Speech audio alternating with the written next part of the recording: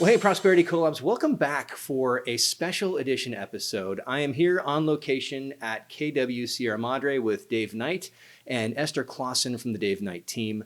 Very excited about this episode. This team is one of the top teams in Southern California and really is practicing real estate at a level that most people honestly don't even know is possible. And so we're going to get insights into the business, into the vision, and really into the quality of service that has generated this incredible business here. So without any further from me, Dave and Esther, welcome to the show. Thanks for having us here. Well, hey guys, I'm excited to be here. Now this is a new building, right? You guys are in a new location. Yep. Moving is awful. It's a lot of work. It is. I like to think, I say this all the time, real estate agents should be forced to move every 5 years. Just so we can relate and understand the pain again, you know, because Right. it's a hard, stressful process. How has the move been going? Well, it's gone well so far, but like you said, there's a lot.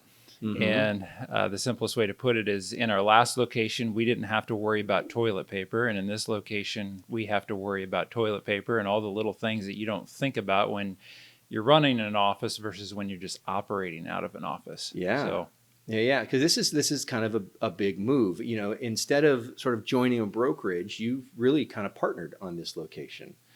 yeah, so we were looking for a new opportunity. The last office we were at was having some financial challenges, and so we realized we needed to find a new home. And so going back to the Inland Empire region, basically Marion is the reason why we came back. Her loyalty to us and her consistency to us for over 16 years really has just shown to be the reason why we wanted to come back to be under her leadership. Nice. And listeners, you might remember back to a couple podcasts ago, Marion Benton, founder of the Inland Empire region for Southern California, Keller Williams, also leading the Benton Group, one of the top 500 real estate companies in the country. So that's the Marion we're talking about.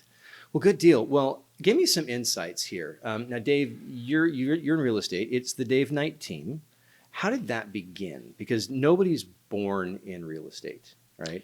Very few people, right? Yeah, so I guess to give you just a quick summary, so I had moved to Southern California from the Midwest. So my wife and I got married in Michigan. I grew up in Illinois.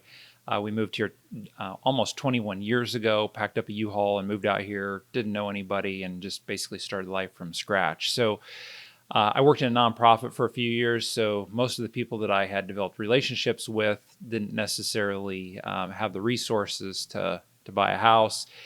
So when I started in real estate, it was very much a transition into a totally different industry where I didn't have connections, and so had to start from scratch. So cold calling, working with haven't mets was how I had to start out. So I remember being in the office one day when I was in my first year, and I had been sick for about 3 days, and I was out of the office. And when I went back the first day, I realized that nobody knew that I wasn't there and hadn't been there. And it was a very lonely feeling. I can still remember the sadness that I felt not feeling like anybody knew me. And I realized that real estate is more of designed in an individualistic way where everybody's on their own. All realtors do their own thing. And I really believe deep down that we're meant to work together and to be together and to struggle together. When somebody's sick, having people there for you is very fulfilling, a very fulfilling way to live, a deep way to live. And there's challenges with working together, and there's that benefit of when you're struggling together, or when you're struggling, you're doing it together, and when you're succeeding, you're doing it together. And so that was one of the first reasons why I thought, okay, I want to do this together. How do we do this together? The second thing that kind of came into play was realizing that there were 180 some tasks with a real estate agent that a real estate agent had to do to sell a property. And I realized I was good at a very small percentage of those tasks. And it was best for me to surround myself with people that were a lot better at those other tasks than I was.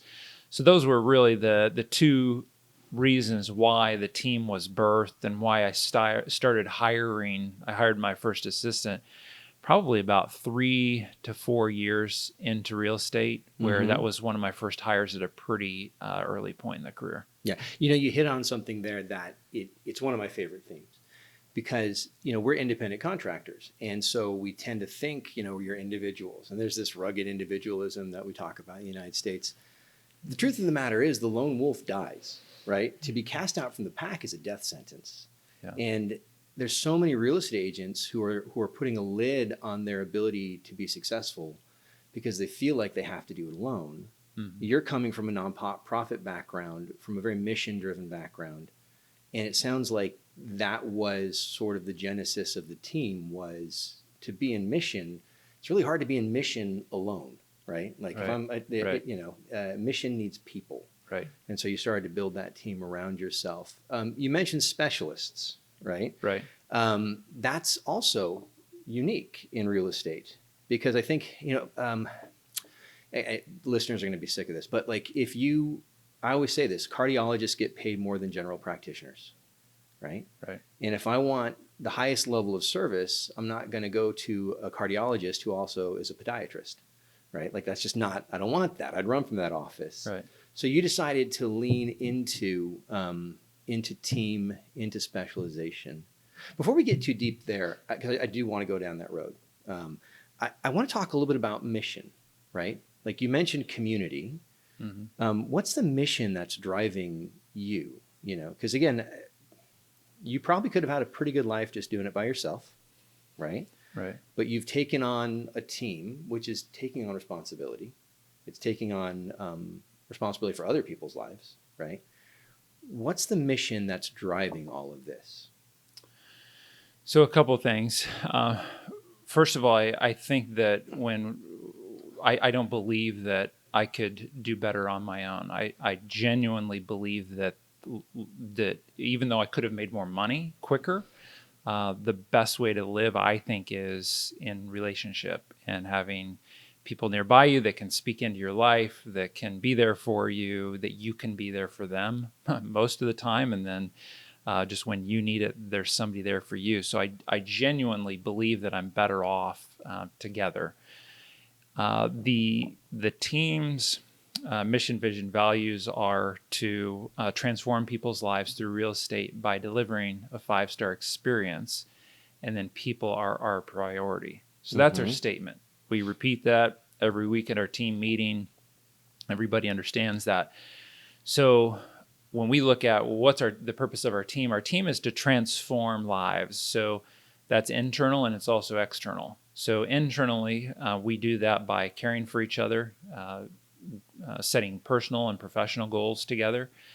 The leadership, we see our job as to create, we call it, David and I call it a garden. So we look at ourselves as caretakers of the soil, so that anybody that is planted within our team has good soil to flourish.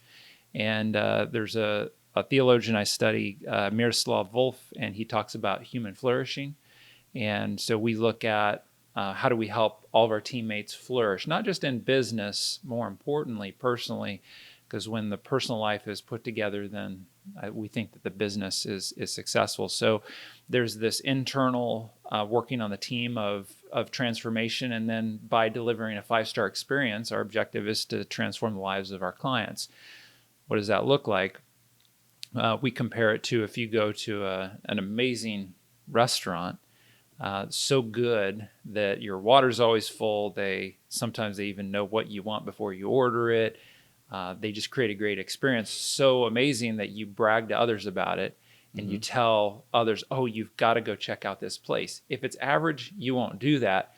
But if it's an amazing experience, a 5-star experience, then you'll do that. And that's what we want to do for our clients.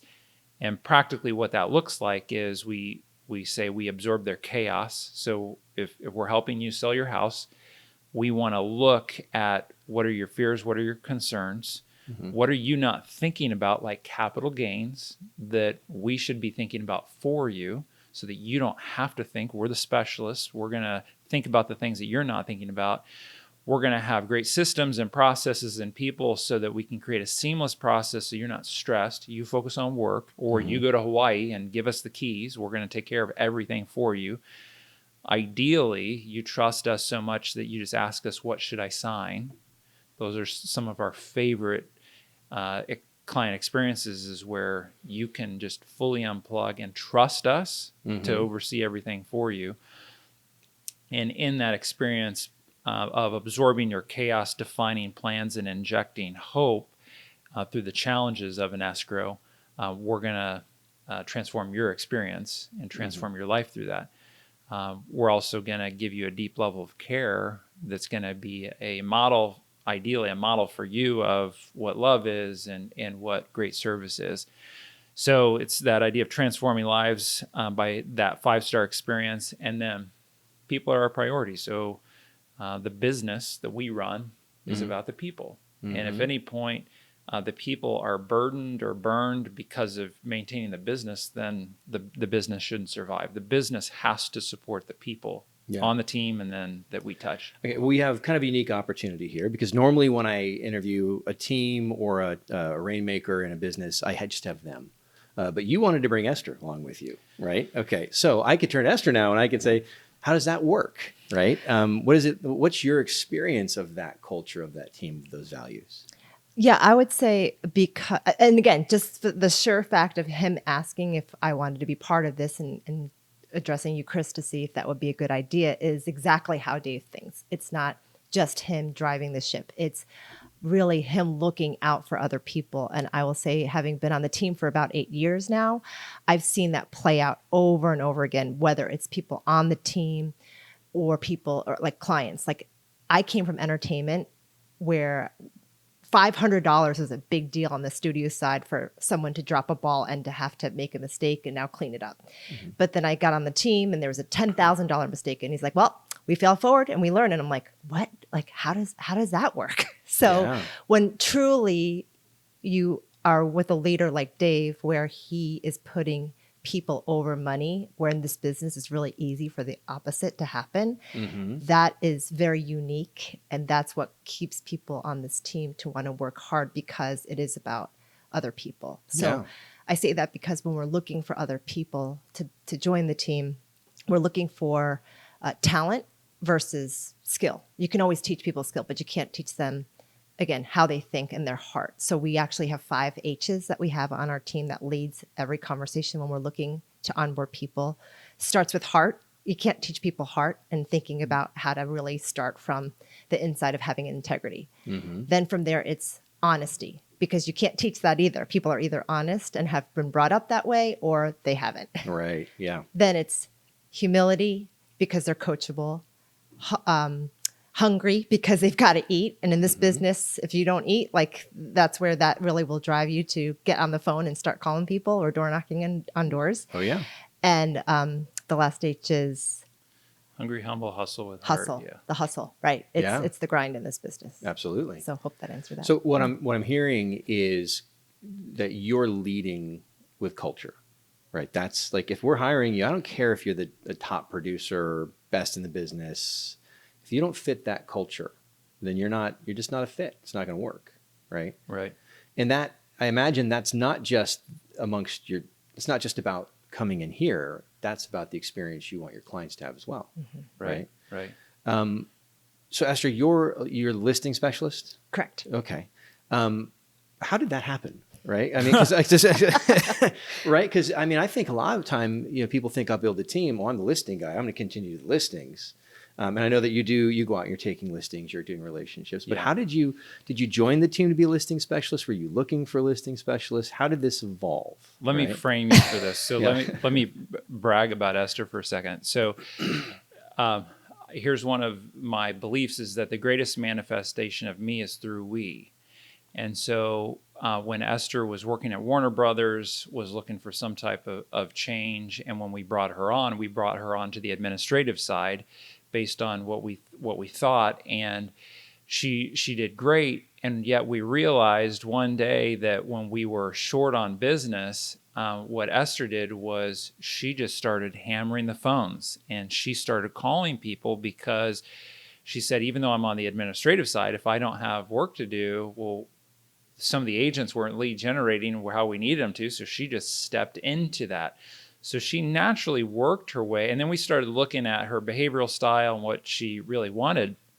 And we started having the conversations, and that's where she actually transitioned. So the original job we hired her for, she ended up transitioning, and now she's on the listing side. And I'll say that she has become a fierce advocate, especially for seniors. So she's developed a niche and a specialization where the last week we had an appointment with a family helping their parents, and I brought her in for her counsel. And in the appointment, we're listening to Esther, and I'm asking, hey, Esther, what are your thoughts on that? What should they be thinking about? And she's offering all kinds of connections that I don't have and thoughts that I don't have. And so if we look at how do we best serve the client, that's where the greatest manifestation of me is through we. I knew the people. Bringing Esther in offers so much more value. And so her journey on the team has been, she's kind of gone on a roller coaster and has risen to the top as far as her ability to really hit her stride in what she's phenomenal at. Yeah. Esther, how would you describe that? I mean, how would you describe your role? Yeah, I mean, it was funny because when they heard that I was in music contracting, they heard paperwork. And I was actually not the paperwork person. I was doing more like labor relations, negotiations with talent. Okay. So that's what taught me a lot about how to help people feel like they're the only person on the planet that deserves my attention. Right. I learned that through that industry. So when they brought me on and I was doing that, I was actually not very good at putting in DocuSign signature places. That was actually not very good. So when, like Dave said, I picked up the phone, started hammering it. That's where, for me, it was one of those, what do you have to do? And how do you focus on that next best question of what needs to happen? Which in that case was helping find other people and getting good at dialogues. So good that I could have a good conversation compared to in the past where I would have been terrible when I first started. So that's where, for us, we really believe in the specialization, like you were talking about, Chris, because even Phil Jones at a recent mega camp said it's in the specialization that you catch all the generalization. Yeah. So my whole aha was, man, like when it comes to real estate, there's so many families that we see fighting about money after someone passes. But what if we did a better job to actually educate people on how they can leave a legacy with real estate? So I really focused in on that piece to say, okay, how do we help people in that specialization? So to Dave's point, on our team, we really work on the specializations to really help people in really looking at real estate from the most impactful way possible, so that way they can make great decisions. And so that's how we got to that. And Esther's developed the specialization of being able to advise people on a professional level, and yet the foundation that I think is one of the most important foundations about Esther is her character. So if you were helping your grandparents sell a property and you wanted somebody that you could fully trust, you could turn your back and go the other direction and trust that she's going to make the best decisions for your grandparents. And so I think in hiring, I believe you hire character and then you train those skills. And so hiring character and surrounding yourself with people that have the same character of doing to others as you would have them do unto you, always doing the right thing, is incredibly valuable. Because I don't know about you, but I've never run into somebody that said, I'd like a financial advisor that's going to make decisions based on what's best for them. No, we want our financial advisor to help us grow our money and grow our retirement, not make decisions based on what's best for them. And so be that person that you want, that you would expect from the other professionals that you hire. Yeah, I mean, there's a leadership lesson here that I'm hearing, and it's we found Esther. She fit, right? She was a good match for our team. We put her in a seat, but it wasn't the right seat, and that didn't mean we were just done. It meant no. We found talent, we found culture, we found match. We have to find the right seat, right? And I think that's the lesson for leaders is if you, again, it's the Einstein quote, right? If you judge a fish on its ability to climb a tree, you're going to think it's a failure, right? And as leaders, we have to realize that we're not finding just cogs, right? We're finding people, and people have unique skills and talents. So taking the time to find the right seat, if you found the right person, Right. now it's just a matter of matching that, Yeah. Right, and I'd compare it to gardening. Growing up in the Midwest in a farming community, I look at everything as soil and sunlight, and how do you help someone flourish? Some plants need more light, some need more shade, and figuring out how is the person wired, and being open to exploring that. Like you said, when you find the right core, the right person, and then figuring out, well, what seat best fits them in the organization. Yeah. Yeah. I mean, I love it because sometimes you got to realize, oh, I'm in the wrong seat, right? Like, and that's it's a pride thing, but I think that segues well into, your leadership and the team structure here. Now, you referenced, I think you referenced your CEO at one point, because I heard a name. It went by quick. What was David Way. David Way, right? Okay, that's a unique structure because you're the team leader. It was the Dave Knight team, right? Like, I mean, it's literally your name. And I would think, well, who's the CEO? Is Dave Knight? It's got to be, right? Because it's his name, but you're not. So tell me about that evolution. Yeah, so that started with a business coach that I had having me read the book Rocket Fuel. Mm-hmm. And in that book, the general idea is that people that are usually the entrepreneurs that start things are terrible about taking it to the next level. They just don't have the skill set to systematize and to run that as an organization. Esther could vouch for my lack of skills and systems and organizations in several areas. So in reading that book, I realized that I was more of a visionary. Actually took an assessment and came out 90% visionary and 10% integrator. Mm-hmm. So I was my strength was not the integration. So I knew that in order to create a space for other people to succeed, ideally, we would have an integrator integrating and making everything happen, and then put me in the seat of visionary. Mm-hmm. Also have me just focusing on listings. Mm-hmm. And so and teaching people how to work with the clients and interact with the clients. And so that was really the origin of hiring a CEO, is to put me in the seat that I'm great at, let him run the organization. Yeah. So how long ago was that? I think David's been with us about 6 years, 5 or 6 years. Yeah. So there must have been some transition there, right? And so Esther, you've been with the team for 8 years, right? So you were there before, you were there after. Right. Anytime you bring in leadership on that level, you have, I don't want to say paradigm shift, because you have your culture in place, and it's not like you disappeared, but that's a big change. It's a big leap of faith, right? Because a CEO is not a producing real estate agent, right? It's a different role. I mean, and maybe it is and maybe isn't, but like, so what was the transition? How did that go as far as, Dave, you sort of stepping out of a seat you've held on to, mm-hmm. and then handing over that responsibility? I mean, Esther, maybe you can give some insights too. Yeah, I think for us, it was a timeline thing where it was 3 of us on the team, including Dave. And then David had come on as a CFO to really help with the management of the hiring process and really the financial end of the books. So mm-hmm. then I think we were hiring. And as we were hiring, that kind of became a natural progression where he oversaw a lot. And Dave handed a lot right over to David, and we all kind of agreed, yeah, you know what, David's better at that than you are. So yeah. I think there is a lot of that humility on our team where we know, okay, who really should be the one who's in charge. Okay, over time, they're not quick decisions on our team. Yeah. A lot of times they take a long time because our team isn't quick to change, which is a good thing. Yeah. And that's where eventually things kind of land on the desks of the people that they should be managing. Yeah. Okay. What was going on in your head?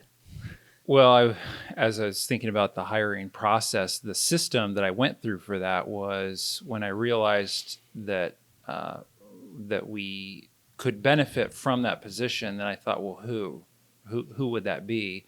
And so my process was a long process for actually a couple of years, where I went through every contact on Facebook. So I had over 3,000 connections on Facebook, and I looked at each person. And I thought, okay, who do I know through them, or who's in their circle that I've met? Mm-hmm. And so that took a long time. And I basically narrowed it down to 3 people out of, I probably thought through 5,000 to 9,000 different people that I've met or that I know. And one was in China, one was in Illinois, and one was in Altadena. Wow. Okay. And I called them all and had those conversations. When I called David, I said, hey, what are you doing now for Northrop Grumman? I knew, so David and I had met. He was actually the treasurer on the nonprofit that I had worked at. Okay. So when I transitioned into real estate, it was actually a church, and the pastor of the church said, hey, I'm going to help support you to get into real estate. So he gave me his salary for a year. So David was actually the one that cut the check. So paid me to go into real estate through a pastor giving up 100% of his income to support me. So David was there at the origin of the story of me getting into real estate. So he and I had a long track record, and he was overseeing the budget for the stealth bomber at the time. So he was doing finance. So I sent him the Millionaire Real Estate Agent book, the red book, had him read it. And he said, oh, we already do all of this just on $1 billion scale. And so that's why I said, well, let's go out to dinner. So it led to dinner with he and his wife, my wife and I, and it was about a 2-year process. And then he finally said, you know what, I'm tired of commuting 2 hours a day. Mm-hmm. I'd like to work towards creating a space for me to join the team. So that was the process. It took a long time, but I knew in that seat, if I was going to give up power and control of decisions, that I needed somebody, most importantly, that I could trust, that had the right skill set. Mm-hmm. Well, what I heard here that I kind of want to highlight is you brought him on, but you didn't you brought him on to move you forward. Right. And, Esther, you mentioned that we were hiring, we were doing all this thing, it was natural. Right. And I think so many people, they'll hire someone to come on their team, or they'll hire someone to step into a leadership position, and they're hiring them to do what I do. Right. But by the nature of it, if they're doing what you do, you're not going to go anywhere. You're right. And so you didn't hire him to keep the team the same. You hired him to move the team forward. And so it had to change. It had to evolve, right? And he was the person who aligned most closely with back to the vision. Right. And that was the time there was just, is this a good vision? Is this a good mission hire? Yeah. Yeah. So a lot of patience there. Yeah. A lot of patience. But where did that patience come from? It came from years of failure and making the wrong hires and the pain of that. So there's one of 2 pains. You either hire quick and have pain of, oh, shoot, I shouldn't have hired that person. Or you have the pain of patience and being patient to hire the right person. Right. Well, and the pain of patience costs a lot less. Right. In the long Costs run. time, but in the long run. Yeah, absolutely. So give me some more. So this is a good starting point. So we've got Dave. He's the CEO of the team. What's the structure from there? I mean, how does the interaction with you work? And then how does that hand down into the way the team is broken down? You mentioned when he came on 6 years ago, there was 3 people on the team. Yeah. There was, we had basically, we had grown, then we had shrunk. And then, so now we've got 8 agents, 9 admin, and then 1 inside sales. So we follow for the most part, we follow the organizational chart in the Millionaire Real Estate Agent book. We have, I hired a CEO early so that I could get into that seat sooner. But for the most part, we follow the organizational chart in that. Okay. book.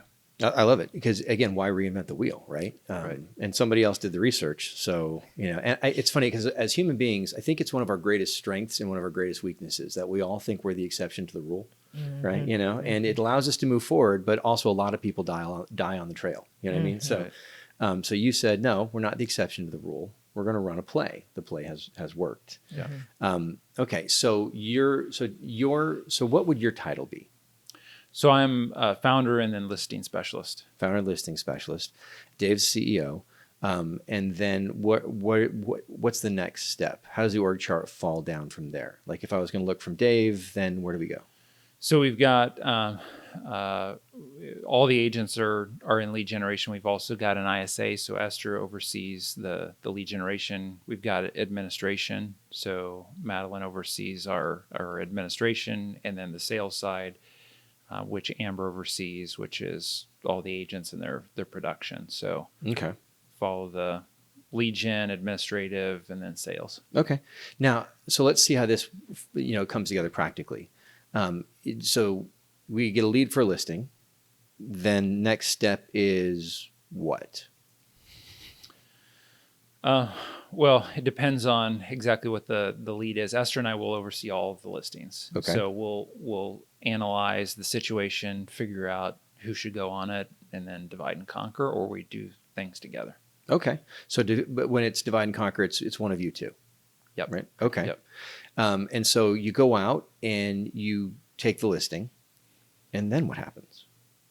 I mean, I know this sounds elementary, but No, it's great. Right. I sit down with agents all the time, and like, and then what happens? They're like, I have no idea. And I'm like, well, this is step one in our consulting process, right? We help you build that out. But what's the next step? Esther's the most organized after that point, so why don't you share? So Jana Delgado is one of our listing coordinators, and she will go out to a property. Most of our clients are, again, probably over 50 years old, generally speaking. So she's got a superpower that she can help a client feel like they are wrapped in like a big, warm, fuzzy blanket. And so she just helps them by really carrying their emotions, which not a lot of people know how to do. And at the same time, be able to help provide some options as far as what they can do to get them a good return on their investment on the home, present those things, organize vendor visits, coordinate all of that, get estimates, provide those estimates to the clients to help them feel in control of what they're doing and what they can do to get good return on investment. And then she'll get that work coordinated. And in the meantime, we've got administration. Madeline, that Dave mentioned, oversees our operations. So they're working on the paperwork, pulling the title, checking to see if everything is ready to go as far as the legal standpoint, because as you know, Chris, there's many times if the agents are not doing that on the front end, then you go, oh, the house is not in the trust. Right. So that we're doing all that back end in the front to figure out, again, is everything in place, both when it comes to the legal side as well as getting the property ready. And then once that property is ready to go, then we step back into the process after, again, Janice helped do all the coordination of photos, videos, things like that. Then we'll get into the picture, help finalize the price as agents.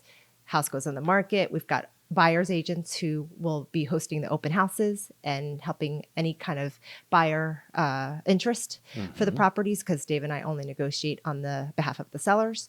And then from there, once it goes into escrow, then we've got the admin side that puts all the spreadsheets together. They're coordinating all the inspections, overseeing that whole process of the transaction coordination piece. And then basically we get back in to help with any kind of negotiations for the escrow side. And then we go close. Yeah. That's a simple one. Yeah. Simple one. I mean, I just saw a bunch of ants in my mind. You know what I mean? Like, just you guys, like, here it is. We also start working, doing our piece. Yeah. Dave, you were going to say something. Yeah, just hearing Esther say that, there's a couple, I think, important elements to that. The first one is when she talks about Jana, that to me was a hiring lesson where I think, and here's where I think most agents that I talk to, when they talk about hiring somebody, they look down and they say, oh, how can I afford somebody? Rather than, or how little can I pay? How can I get as much for as little, versus just looking for talent? And talent is up here. Talent is somebody that can do that role better than you. So you're not passing it down to somebody saying, don't screw up. You're saying, I'm going to be the screw up. I'm going to hand it off to you because you're better at it. And so Esther and I both feel when we give a client to Jana, it's an elevation. They're going to like us at the end of the transaction. They're going to love Jana because Jana is going to be so much better than what we can do in that. And so that comes back to a hiring lesson, which is don't look down here, look up here. How can we hire people better than us at their role? The other thing that Esther does really well in that process is when she lists a property, she'll put together an email and basically dump everything on there, the recipe, all of her thoughts, and she'll hand it off. And then what that does is it allows her to not have to micromanage, but allow the administrative team to take it and run with it, where she can ideally spend as much of her time continuing to foster new relationships and to find the next listing. Now, there's complications of that. There's always a challenge. There's a lot of challenges in that. And at the same time, she has really built a great network of referral sources because she's taken advantage of that leverage and has done that. So those are a couple thoughts on that. So my initial thought is, how does everybody know what to do, right? Because it didn't happen. It didn't happen on accident, right? You don't have that kind of organization on accident. So are there checklists? Are there systems? How did it all come together so that now it just works, right? Yeah, Madeline is our systems queen. We joke that if the boat's sinking, throw us all off, but keep Madeline on and the team will be okay. Yeah. So she, because back in the day, she was doing everything. Then it became, how do you systematize whatever aspect of the business? And then alongside Madeline is Amber Waz, who's our head listing coordinator that just kind of oversees it from her 20 years of real estate background, because she'll know exactly what an appraiser is looking for in a way that an admin staff would not know. Okay, how do I shoot a picture to make sure we can appease the appraisal so he doesn't have to come back, appraiser, so he doesn't have to come back again. So it's those types of systems that we've created over time. Just, again, making sure that we can clearly playbook whatever that area of that business is. So if it's a playbook on how to DocuSign documents to clients, then there's a playbook for that. And we're constantly creating those. So that way someone else can come on the team and say, okay, how do I do whatever that is? And then there's a playbook that's there to guide them through that process. Okay. So again, who is that? Who does the systems? Madeline Herlash. Madeline. She's our director of operations. So she's the queen of really helping document things alongside Amber, who's great at thinking about systems and how to make that better. So yeah. So go ahead. So that one of the best systems we have for that is we've got a spreadsheet. And so our schedule is every morning at 9 a.m. we do a download. So we're looking at all the clients, and then there's several different columns. One is a color-coded column where we're actually gauging the emotions of the client. Wow. So one of the questions that we'll ask every day is, how does this client feeling? What are they thinking? What are they going to reach out to us about today? So it's thinking through the problems that are going to exist today before they happen. And what that does is it allows for Esther and I to vomit out information and thoughts. We're getting the things that we need to put onto our to-do list for the day, so that when we unplug from that, we're free to lead generate in our morning time block to find more business and to talk to our people. I have to say that right there, I think, was the mind blow for the episode for me. Just we have a column that we color code for how are they feeling, right? And I mean, how many agents, teams could benefit from really watching that, right? Because I say perception is 9/10 of reality. Everything can be going exactly right, but if they don't feel like it's going right, it's not going right, right? Right. And so to be watching that ball with that kind of intensity, because that's your success metric, right? Right. That's fantastic. How did that happen? That did, because I imagine that's a pretty cool thing. It's not universal. I've talked to a lot of agents. No one has said we track their emotions. Where did that come from? A lot of mistakes. Okay. Which is, you're going through a divorce sale, they're not talking, and somehow we didn't read the lines right. So I think that's where we're always, embodying the whole, how do you fail forward, fail forward, fail fast, fail often. And that was definitely a lot of that. And in our area, I mean, we're a higher price point, so there's a little bit more on the line for some people when it comes to, their financial advisors involved, or whoever's involved, their attorneys involved. And so we're really watching, like, who needs to know what, how are they feeling, how often do we need to be connecting with them, and really level up. So, I mean, we'll be honest, like we continuously make mistakes. We're human. Sure. But then I think the differentiation for our team is that we go back to, okay, how do we all learn from this? So like a recent example is like, okay, like we didn't read that right with the client. So now what do we do to make her feel like we are hearing her and over delivering and making that better? So we're constantly gauging that and working to make sure everybody knows. And I think one of the other things I would mention is we're really thinking about how do we hand the baton well to the next person. Yeah. Because in the past, it's like, oh, we've got a buyer specialist. Here's my friend here. She needs to buy. Go talk to them. Is not as effective of let's all get on a call. Hey, let me introduce you to Beth. She's amazing. She would do a great job, even better than me, at opening doors for you. And so I wanted to connect us and then move on so that we can constantly move that emotion together and to handle that well, and continue to build that trust so that way it stays at a good place. Yeah. And when that happens, your lead generation and your amazing lead generation wrapped in amazing customer service, your amazing customer service actually fuels your lead generation. Because when people have that amazing experience, 5-star experience, that's where then they say to their friend, hey, you've got to call Esther, you've got to call Dave. Yeah. So now it really, again, circles back to the mission, the values, what we're about, right? A lot of people will say what you say, like, oh, it's about 5-star experience, it's about the client, it's about their story, it's about that. But there's no way to really tangibly, there's nothing different. I mean, I just heard, no, it's a metric. Right? It's something we're tracking because it's that important to us. It's just not lip service. This is one of our primary obligations, tools, right? So, and yeah, I think it's brilliant because that is lead generation, right? I mean, can you imagine any other business like dentist tracks your emotions? You know what I mean? Like that would be really powerful, right? Yeah. So how do you leave?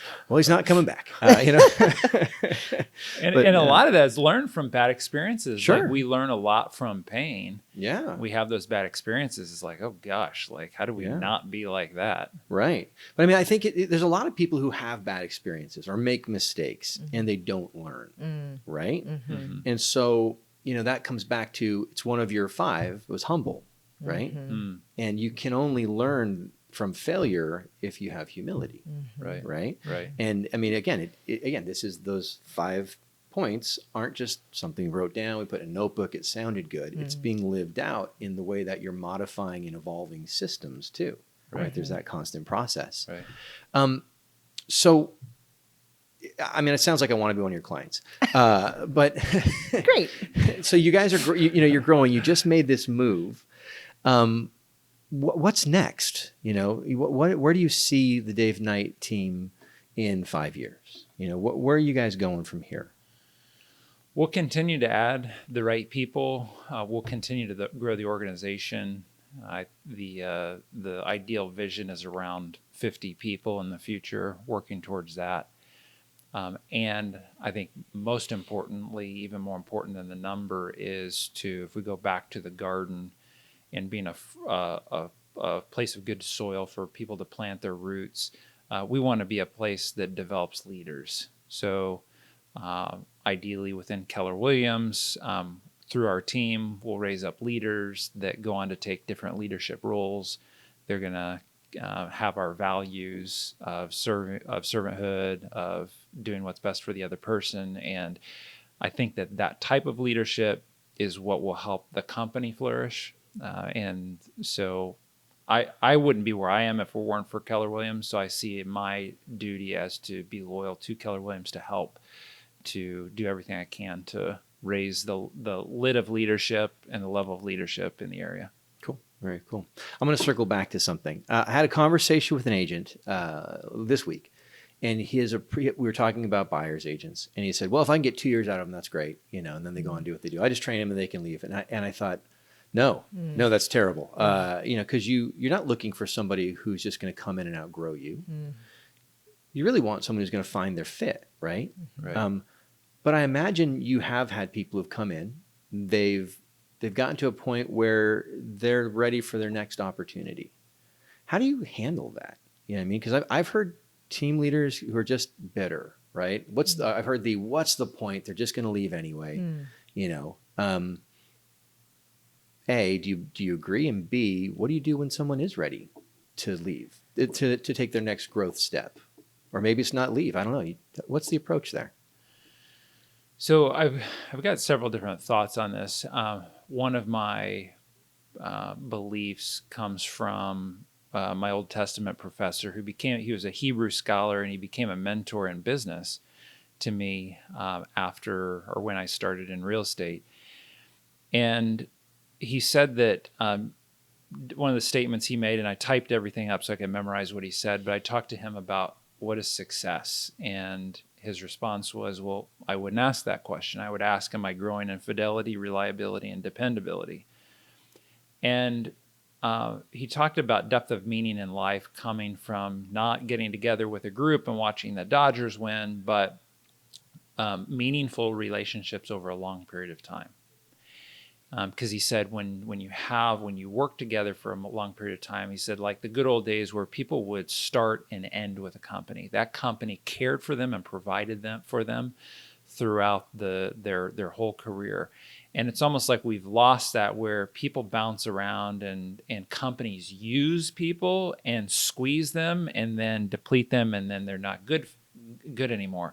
I like the idea of, like, I'm still at Keller Williams. Mm-hmm. Could I have started a brokerage? Sure, I could have started that. And yet Keller Williams, I wouldn't be where I am if it weren't for Keller Williams. So I feel a deep sense of loyalty to Keller Williams and helping to be the support needed to make the company healthy. And I like the idea of a company, our team, being a place where we can carry people through their whole career and give them growth, and ideally raise up leaders that maybe we raise up a team leader that goes to a different office. And that would be great. Still connected to our network, and but we helped raise them up. But I like the idea of, I just don't like the idea of churn and burn, Mm-hmm. of fragmenting relationships. My professor said the biggest challenge we have in our culture today is fragmentation, where people's lives are fragmented and they don't have those deep relationships. When they need help, all of a sudden they look up and there's nobody there to help them. And I think that people working together, working through challenges over a long period of time isn't the ideal that I embrace. And that's that vision that he gave me, is how do you be the leader that you continue to raise your level of leadership? How do I keep raising my level of leadership so that I can continue to offer value to people? Yeah. Beautiful. Esther, anything to add to that? I think for us, it's a big picture culturally, right? Mm-hmm. So for years, I've been wanting to be in a business center in our own mega team office. And yet the process to get here was definitely not the road that we thought it would be. And yet here we are. And it took us a lot of energy and thought to really believe that this was the next right step for our team. Mm-hmm. And that's where Dave, I do believe that his heart is really to transform lives. And so making a difference in the greater real estate community, where people are thinking in bigger ways than just how do I make enough money for today to feed my kid, versus how do I think in a bigger way that I could actually make an impact in other people's lives. So one example is we have an ISA, Michelle, who's fantastic. Mm-hmm. And I say that with conviction because I think we were interviewing her for over 3 years. Yeah. So something like that. Yeah. And so finally it came full circle, and we really wanted to dig deep because we knew that if we wanted to hire her, we wanted to make sure it was a great fit, that she was going to be here a long time, and that we could spend a lot of time and energy into her progress. So she's been here about 9 months, 10 months now. And that's where, Dave and I are super busy. And so for us, we have to believe in that person, that we're going to make sure that they are in that mindset to grow, and to grow in a way that they're just working hard and want to see that future for themselves. And her dream is to take my seat over as director of lead gen. And I'm like, I'd be fine with that. So we're constantly wanting to make sure that that roof is not there, that it's on anybody's over anybody's head, in a way that everybody has the ability to grow into a different position. And so, and if they leave in 2 years and we believed in them and we made a difference in their lives, that's where we have to sit okay with saying we spent a lot of time on those people and hopefully that made an impact in their life that was beyond just our real estate business within our four walls. Yeah, absolutely. And we serve our mission as long as people grow when they're with us and their life is better when they're plugged in to us, then we've succeeded. We can't control other people and their decisions, but being a place where they're going to benefit whenever they're with us is our what we can control and our objective. Yeah. Well, it's absolutely foundational. Yeah. And I had the opportunity to be in a room with Gary Keller a couple of years ago when he was teaching on leadership. And the point, it's so simple yet so overlooked. If I'm not invested in your goals, why would you be invested in mine? Mm-hmm. Yeah. Right. Like if we want to go, here's a vision for my business, and you're going, yeah, but I can't pay my bills. Mm-hmm. Right. Or in 5 years, my kids are going to need to buy I'm going to get cars for my kids and I'm not going to be able to do that. Then I'm not thinking about getting you to your goals. I'm thinking about getting on. Right. And, to have that mentality of everybody's got a potential. Everybody's on a journey. And our job is to journey with them, right? That's just it's a powerful way. But again, kind of goes back to the mission, the vision we talked about. And I think really, truly, Dave, it comes out of we can kind of get a sense of, you started in ministry and then you just never stopped. Right. Right. It just changed in how you do it. All right. Well, we are coming to our time here, so I'm going to move into what I call the lightning round. And so it really isn't, but I like to call it that. And so, first question is, what is your favorite business or leadership book, the one that's had the most impact? And you guys can both go. So, favorite leadership book or business book? The two that come to mind first are business book, being the Millionaire Real Estate Agent book. That's the one that I've gone through every year for 17 years. So that's the blueprint that gave the model for the team. Yeah.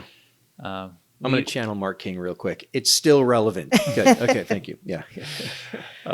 The leadership book is the professor that I mentioned wrote a commentary on the Proverbs, and it's just gold. It's 20 of the best business books I've read condensed into title. What was that?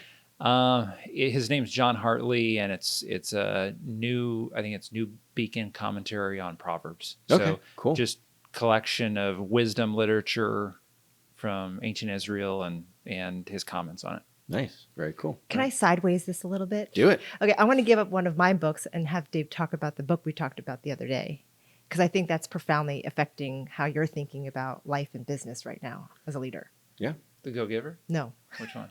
The Sabbath as Resistance. Oh, yeah. We're going deep here. Yeah. One of my agents, I think, read this recently. We've had some conversations about this, but give me some insights. Yeah. Walter Brueggemann. So he wrote a book called Sabbath as Resistance, which has blown just my thinking, and it's a deep book and I'll try to condense it into the need for a reset every week, and how we have to resist the culture, which is 7 days a week work. Mm-hmm. And constantly progressing, moving our way to the top. And it's a reset to, instead of chasing after the newest car, it's a reset to community. Mm-hmm. So don't chase commodity, chase community. And it puts us in a position of neighborliness where we're looking at how do I better connect with people? How do I be a better neighbor?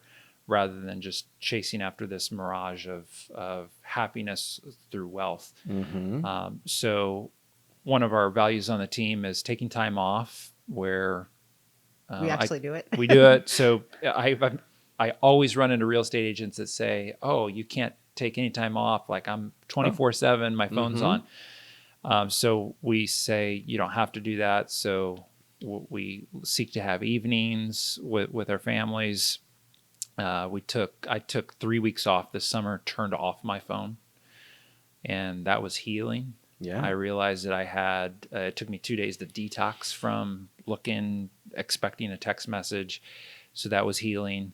And so I recommitted to once a week, fully unplugging on a day to rest and spend time with the family and letting that reset my values and my priorities. Yeah.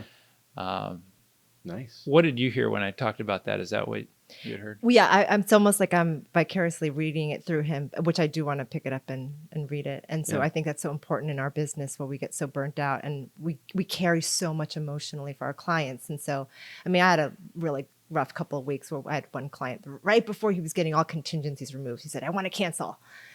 And so I had to go through this path of like, okay, you could do that, but you're going to have to get legal consultation. So again, it's the whole, how do we take that time off so we can reset and actually survive and thrive. Yeah. I had a conversation with an agent I consult with, and she's just burned out. And I said, tell me about the last time you took a day off. And there wasn't one. I said, what would it look like if you took 1 day a week off? Well, I can't do that. I said, I know. But what would it look like if you could? And it was just so hard to grasp, you know. And I said, well, let's just start. I want you to start thinking about it. But she could not let go of that. I've got to be.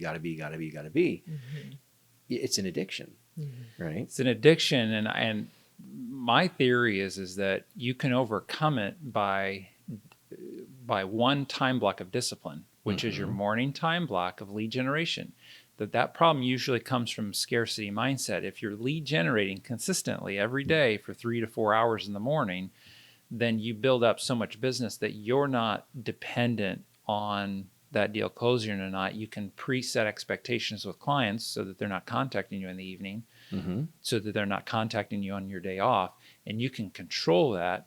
And I think the key is lead generation. I think most people have that problem because they're not disciplined with their one thing, the one most important thing of time blocking lead generation, eliminating the time bandits that can come in and take that, creating a bunker, and generating business. Yeah, I think there's something to just even before you get to the lead gen block, to having that ritual in the morning. So I've got 6 kids, so there's no peace in the morning, right? But there has to be that moment where I can have my coffee, I can touch Sabbath, let's say, you know what I mean? Yeah. I can reconnect to it, and then I can go. I can move from peace. But if I just wake up in anxiety, we're off to the races. You know what I mean? And so how do I touch that reservoir?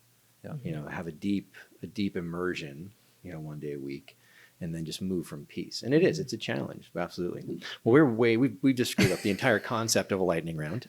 So sorry, no, that's okay. Let's just jump in then. And this kind of segues, I think, into that actually. But one thing you wish you'd known when you started in real estate. Well, that was a big sigh on both of your parts. Yeah. Like that was a big inhale. That was, I think for me, one thing I wish I would have known is the emotional piece of, for me, I get connected. So I'm really learning what differentiation looks like. So I probably would have front-ended a lot of either therapy or training. So there's one book, the one book I would mention is there's a book called Managing Leadership Anxiety that is fantastic and is written by a pastor who was also someone who worked as far as like the end of life in the hospitals as a chaplain. And he'd be thrown into a room of like, okay, someone just passed away, there's families wailing. How do you go and console people? And so really just learning how to do that well, to differentiate, understand the anxiety within them, within me, the space between, and really getting front-ended on that piece is probably what I wish I could have done better. And I'm working through it now, and it's great. So it's just how do you help people, and also realize there's some things that are yours to carry and yours not to carry. Yeah. It's how do I taught in the public schools very briefly, and it was a hard area. And my mentor teacher, she said something, I can't remember, it was like, you need to sympathize but not empathize, or maybe it's backwards, but basically the difference between walking with you as opposed to carrying it.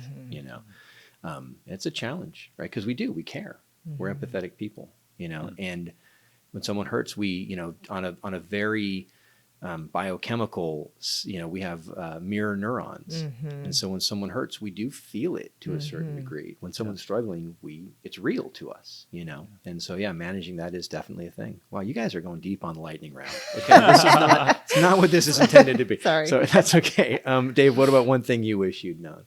Yeah. I think how hard it would be is the honest answer. I think of one of my favorite stories was from college whitewater rafting in the Nile.